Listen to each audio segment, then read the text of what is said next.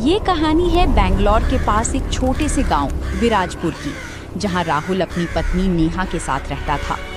शादी को अभी सिर्फ 6 महीने ही हुए थे और सब कुछ बिल्कुल सामान्य था। लेकिन धीरे धीरे राहुल ने महसूस किया नेहा बदल रही थी। पहले जो लड़की हमेशा मुस्कुराती थी, अब वो ज्यादातर चुप रहने लगी। और सबसे अजीब बात, हर रात ठीक 3 बजे नेहा उठती और बिना कुछ बोले घर के पीछे खेतों की तरफ चली जाती। एक रात राहुल ने फैसला किया कि वो सच जानेगा। वो धीरे धीरे नेहा का पीछा करने लगा।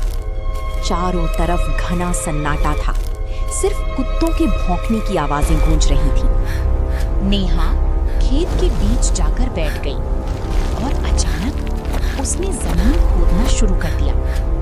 राहुल की सांसें तेज हो गईं और फिर जो उसने देखा उसकी रूह कांप गई। नेहा ने मिट्टी से एक सड़ी हुई जानवर की लाश निकाली और उसे खाने लगी। उसके हाथ खून से सने थे और आंखें पूरी तरह सफेद। अचानक नेहा ने राहुल की तरफ देखा और पागलों की तरह उसकी तरफ दौड़ पड़ी। राहुल किसी तरह जान बचाकर भागा और घर में खुद को बंद कर लिया। सुबह सब कुछ सामान्य था।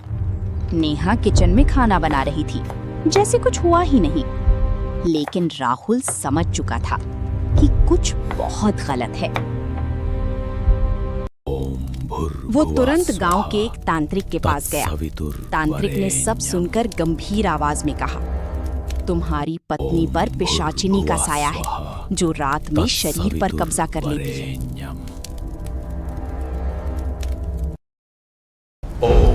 उस रात तांत्रिक राहुल के साथ घर आया। जैसे ही रात हुई, नेहा का चेहरा बदलने लगा। तांत्रिक मंत्र पढ़ने लगा। लेकिन अचानक नेहा ने उस पर हमला कर दिया। घर अंधेरे में डूब गया और सिर्फ चीखें गूंजने लगी। अगली सुबह गांव वालों ने जो देखा वो किसी बुरे सपने से कम नहीं था। राहुल और तांत्रिक की लाशें फर्श पर पड़ी थीं और नेहा गायब थी।